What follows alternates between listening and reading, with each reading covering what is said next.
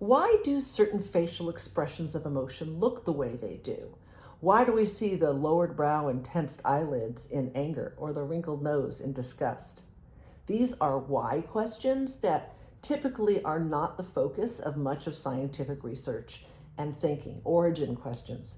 But of course, Charles Darwin had some ideas about this. In fact, back in his 1872 book, he laid out some principles that linked the form of facial expressions to their functions. And just to say, that book was most famous for being the first place where we see laid out this idea of there being some universals in human facial expression of emotion.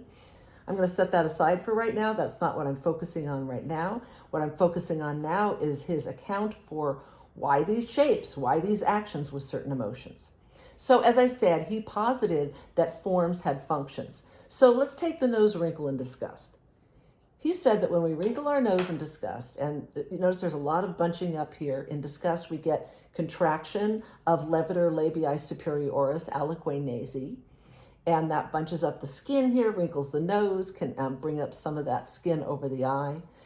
Darwin said that functioned to block off our nasal passages. And if you think about disgust, what's happening, especially in visceral forms of disgust, where you encounter spoiled food or step in feces on the sidewalk, either of those situations, you don't want to let any of that nasty stuff into you.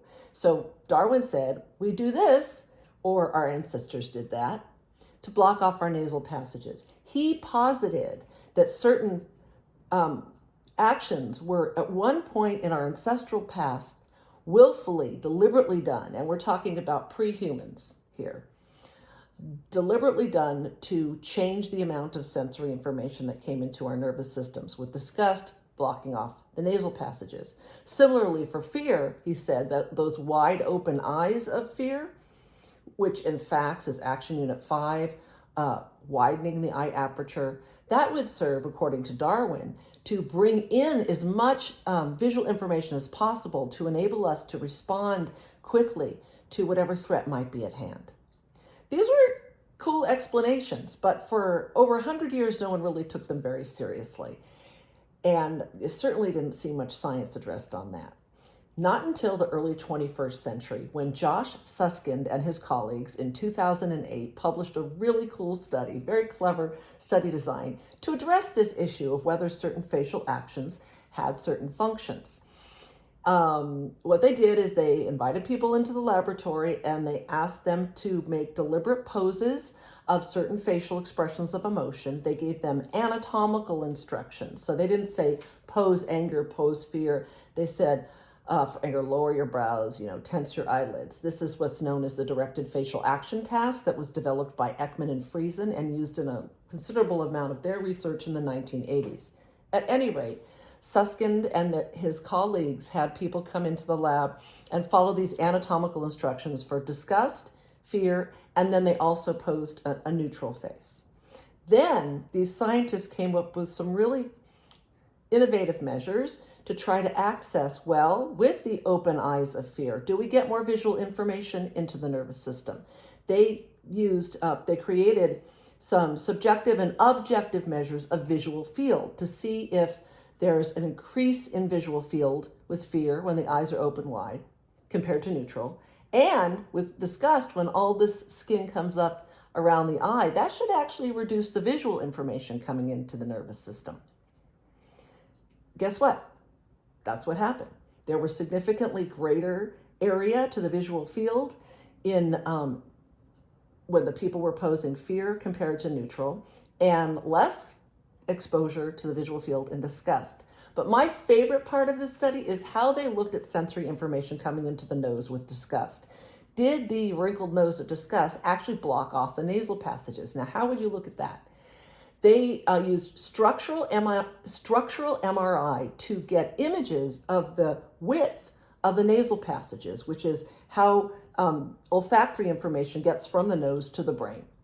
And they compared this for fear, disgust, and neutral. And Darwin said, contracting right here, FACS AU9, or contracting levator labii superioris aliquae nasi, would reduce the amount of area or the space for the nasal passages. And sure enough, that's what they find. You can see these pictures of the opening here of the nasal passages for fear, disgust, and neutral expressions. And right along the lines with prediction with disgust had the least amount of opening, definitely less than neutral. And fear actually had more, kind of consistent with this idea that when we are threatened, when there's a safety issue, we got to get it as much information as we can. So at any rate, very cool science. I really love it. A couple things that you have to keep in mind about the sense that you make of this.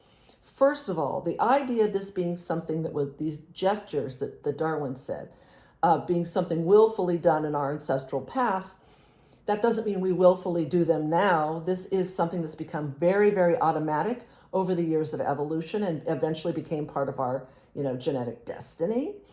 So no one's saying we're willfully doing that. But another line of evidence that lends credibility to Darwin's claim of it being something from our ancestral past is the fact that we see this same nose wrinkle for disgust in chimps and some other animals. So there is some comparative literature that speaks to this as well. Anyway, cool science.